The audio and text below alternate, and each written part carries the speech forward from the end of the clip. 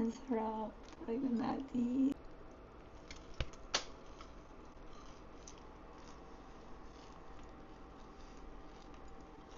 Oh.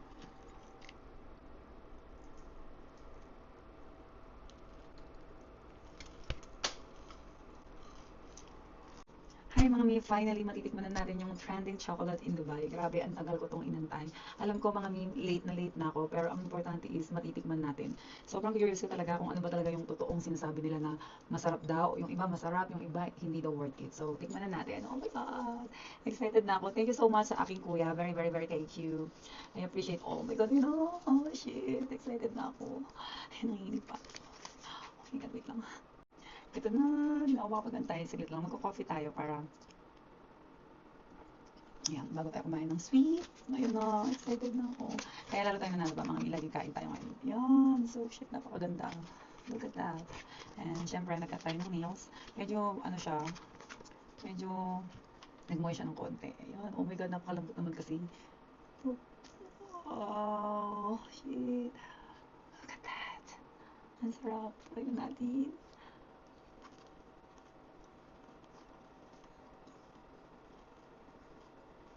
Mmm.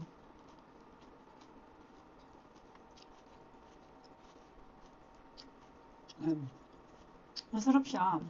For me. Pero yung mga iba kasi, sinasabi nila hindi masarap.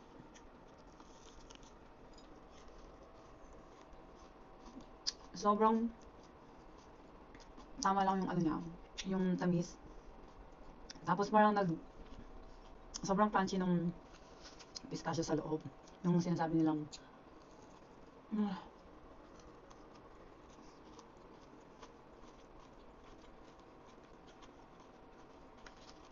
sarap siya. Yung may iba sinasabi hindi daw. Baka nakabili sila ng mga fake kasi maraming gumang mga fake na ganito, di ba? Ito talaga, for me, pero hindi kasi tayo lahat pare-parehas. Sobrang sarap niya. Para sa akin lang ah. Mmm. Sobrang laki niya. Hindi ko ito mauubos mga ngayon. Siguro mga 5 kain.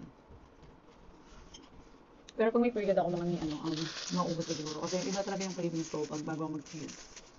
Sasabihin natin ang kape. Mm.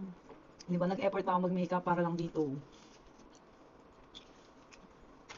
Ano kasi tawag dun sa ano niya, yung parang mga crispy-crispy niya sa loob. Mm. Sarap. Kung ito maubos ko, sobrang naka, hindi ko kaya. Para sa akin talaga mami, worth it naman siyang bilhin. Pero hindi yung parang pang araw-araw ganun, syempre. And for me, hindi talaga ako mahilig sa sweet. Mostly pag may period lang, so at least every month at least. So, um, 8 out of 10. Ganun.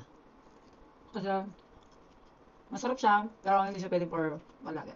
At least natikman natin at yung trending na chocolate, di ba? Thank you, kuya. Sa susunod naman, i-try natin yung ibang flavor. Hindi ko sila pwede lahat i-try ngayon kasi baka masuka ako sa sweetness.